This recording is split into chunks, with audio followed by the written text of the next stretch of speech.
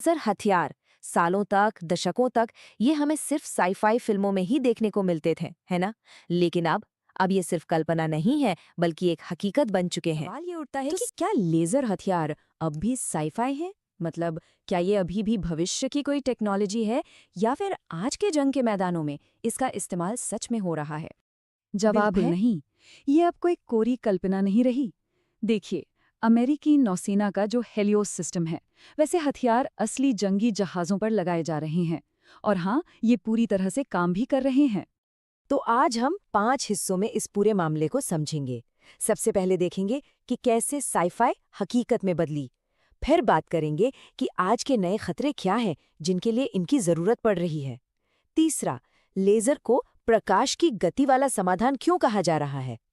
चौथा, कौन-कौन से देश इस रेस में शामिल हैं। और आखिर में हम देखेंगे कि इसके सामने क्या रुकावटें हैं, क्या नियम हैं और जमीनी सच्चाई क्या है। तो चलिए ठीक है। शुरू करते हैं। सबसे पहला सेक्शन, साईफाई कैसे हकीकत बनी। लेजर हथियारों को आप जानते हैं डायरेक्टेड एनर्जी वेपन्स यानी DWs भी कहते हैं।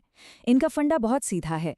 ये किसी टारगेट को तबाह करने के लिए कोई गोलियां मिसाइल नहीं फेंकते। नहीं, ये बस केंद्रित ऊर्जा का इस्तेमाल करते हैं, मतलब रोशनी या माइक्रोवेव की एक बहुत ही पावरफुल ये बीम। है कि आखिर अचानक से दुनिया भर की मिलिट्रीज इस टेक्नोलॉजी के पीछे क्यों पड़ गई हैं?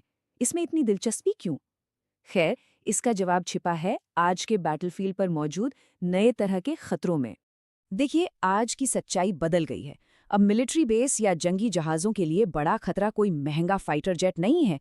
नहीं, असली खतरा है ड्रोन के झुंड, छोटी-छोटी हमलावर नावें और सस्ते-सस्ते रॉकेट। इनसे निपटना ज्यादा मुश्किल हो गया है। और दिक्कत यह है कि ये खतरे छोटे हैं, बहुत तेजी से आते हैं और अक्सर झुंड में हमला करते हैं। अब इन्हें पारंपरिक मिसाइलों से रोकना बहुत ज्यादा खर्चीला है। जरा सोचकर देखिए, एक ड्रोन जिसकी कीमत कुछ $1000 हो, उसे गिराने के लिए लाखों डॉलर की मिसाइल दागी जाए। ये तो मतलब हिसाब किताब के लिहाज से बिल्कुल भी सही नहीं बैठता।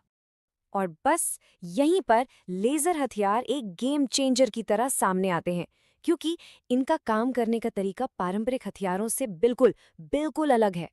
फर्क समझिए, पारंपरिक गोली या मिसाइल को टारगेट तक पहुंचने में टाइम लगता है, वो बहुत महंगी भी होती हैं और आपके पास वो गिनती की ही होती हैं। लेकिन लेजर, वो तो लाइट की स्पीड से हमला करता है। हर शॉट का खर्चा लगभग कुछ भी नहीं। और जब तक आपके जहाज या गाड़ी में पावर है, तब तक आपके पास अनलिमिटेड गोलियां हैं। सोचिए जरा, इजरायली की कंपनी है राफेल एडवांस डिफेंस सिस्टम्स। वो अपने आयरन बीम सिस्टम के बारे में क्या कहती है, सुनिए। वो कहते हैं, ये एक अनलिमिटेड मैगजीन है जिसकी कीमत लगभग 0 है। यही सोच तो है जो इसे असल गेम चेंजर बनाती है। तो जाहिर सी बात है, जब फायदे इतने जबरदस्त हों तो कोई पीछे क्यों रहना चाहेगा। और बस इसी वजह से दुनिया भर में एक नई टेक्नोलॉजी की रेस शुरू हो गई है। देश अब इस मैदान में बड़े चुके हैं, जैसे अमेरिका का हेलियोस सिस्टम जो ड्रोन और छोटी नावों के लिए है। फिर है इजराइल का आयरन बीम जो रॉकेट और मोटार हमलों से बचाता है। रूस का पेरिस्वेट सिस्टम तो सैटेलाइट्स तक को निशाना बना सकता है। और चीन का साइलेंट हंटर भी एक बहुत पावरफुल एयर डिफेंस लेजर है। तो अगर ये लेजर इतने ही कमाल के हैं, तो फिर ये हर जहाज, हर टैंक और हर मिलिट्री बेस पर क्यों नहीं दिखाई देते? सवाल तो वाजिब है। खैर, सच तो ये है कि साईफाई को हकीकत बनाना इतना आसान नहीं होता। इसमें बहुत सी चुनौतियां हैं। सबसे पहली चुनौती वो टेक्नोलॉजी की नहीं बल्कि सिस्टम की है। अमेरिका की गवर्नमेंट अकाउंटेबिलिटी ऑफिस इसे मौत की घाटी यानी वैली ऑफ डेथ कहती है।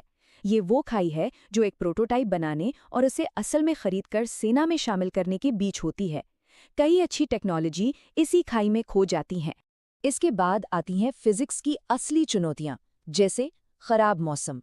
सोचिए, अगर कोहरा हो, बारिश हो या धूल हो तो लेजर बीम बिखर जाती है, उसकी पावर कम हो जाती है। फिर इन हथियारों को चलाने के लिए बेहिसाब बिजली और कूलिंग सिस्टम चाहिए होता है। और सबसे मुश्किल, एक तेजी से मूव करते टारगेट पर लेजर बीम को लगातार टिकाए रखना, ये अपने आप में एक बहुत बड़ी इंजीनियरिंग प्रॉब्लम है। और बात सिर्फ टेक्नोलॉजी और फिजिक्स पर ही खत्म नहीं होती। इसके अलावा कुछ बहुत ही गंभीर नैतिक और कानूनी सवाल भी खड़े होते हैं। आखिर इन हथियारों के इस्तेमाल को कंट्रोल कैसे किया जाएगा? असल में 1995 का एक अंतर्राष्ट्रीय कानून है, एक प्रोटोकॉल, और ये साफ साफ उन लेज़र हथियारों पर बैन लगाता है जिन्हें खास तौर पर इंसानों को, मतलब सैनिकों को, हमेशा के लिए अंधा करने के मकसद से बनाया गया हो। लेकिन यहाँ एक बहुत ही बारीक सी लाइन है जिसे समझना जरूरी है। ये कानून उन हथियारों को बैन करता है जो जानबूझकर अंधा करने के लिए बने हैं, लेकिन ये उन लेजरों के इस्तेमाल की इजाजत देता है जो किसी मशीन को निशाना बना रहे हों, जैसे कि कोई कैमरा या मिसाइल का सेंसर। अब अगर उस प्रक्रिया में किसी इंसान की आंखों को नुकसान पहुंच जाए तो वो इसके दायरे में नहीं आता। ये एक बहुत ही अहम और कह सकते हैं एक जटिल अंतर है। और यहीं पर आकर हम एक आखिरी पर शायद सबसे जरूरी सवाल पर पहुंचते हैं।